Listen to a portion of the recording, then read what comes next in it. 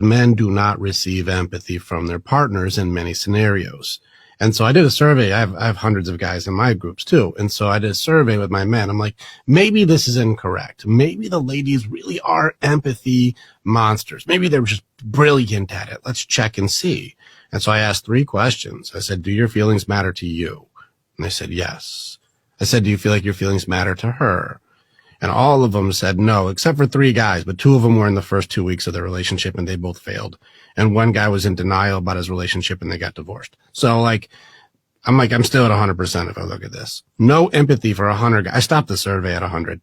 I was like, I have nobody saying yes. And the last question was, do you wish that she did care about your feelings? And they all said yes.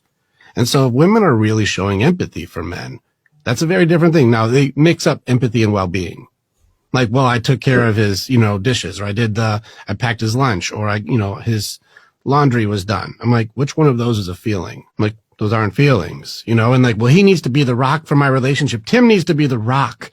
And I'm like, oh, that sounds awesome. What feelings do rocks have? They do not have feelings. And so to have this need for connection, I found our guys, when we started doing our support, we do daily support. I had that call right before I talked to you. I had about 30 guys just on a call going, hey, I just need that backup today. And we do that every single day to make sure if any guys are in it, they're not in it alone. Yeah. And they hit those rock bottoms when they hit. And so I'm like, hey, we need training. And I'm with you with the connection, but men don't have connection. We're isolated. And you talked about the self-medication, especially when it goes to alcohol. Boys drink right away. That's why I say name a country song and hip hop song that don't have drinking. Yeah. Like they're almost all at the bar or at the club. Everyone's drinking.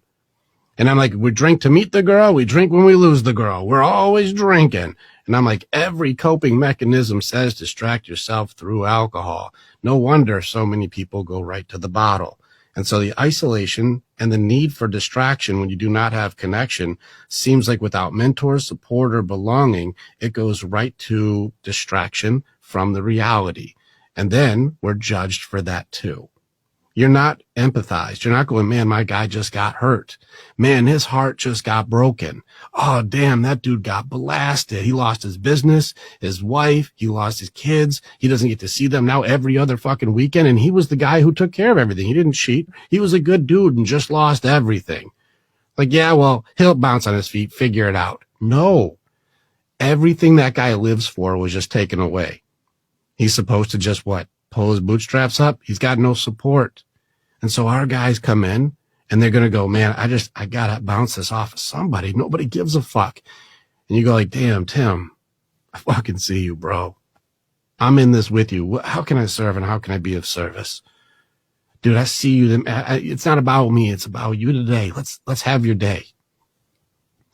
I don't know how you guys deal with the suicide talks on this, but this isolation with distraction, it makes suicide very logical. It's very difficult to justify suicide not being the most logical thing when you are all alone with the demons and they get free reign, fear, doubt, anger, distraction, suppression, anxiety. These things, it's a team sport. And if you're playing solo and you don't have your own team, you're going to get your fucking ass kicked. And they do. And the only logical thing is to end the game.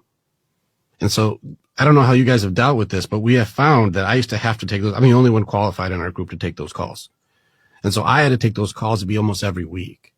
Now, these thoughts still come up, but it's not as severe as it used to be. So it's easier to beat. But we started a group at night, just a night group, hang out, not do the deep work, not go into battle.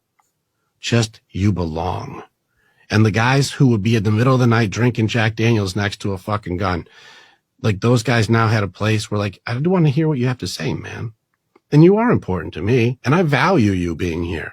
And you're important, man. You're not a piece of shit. You're actually one of us. And I'm happy to hear your story. And damn, you went through that. You matter to me. And no deep work. Like you said, that guy at the front door, I didn't go and do any deep work with him. I just said, you're important, man. And I like to hear what you have to say. And sometimes that fucking glimmer of hope is enough for a guy to go, I'm not ending it today because somebody gave a fuck.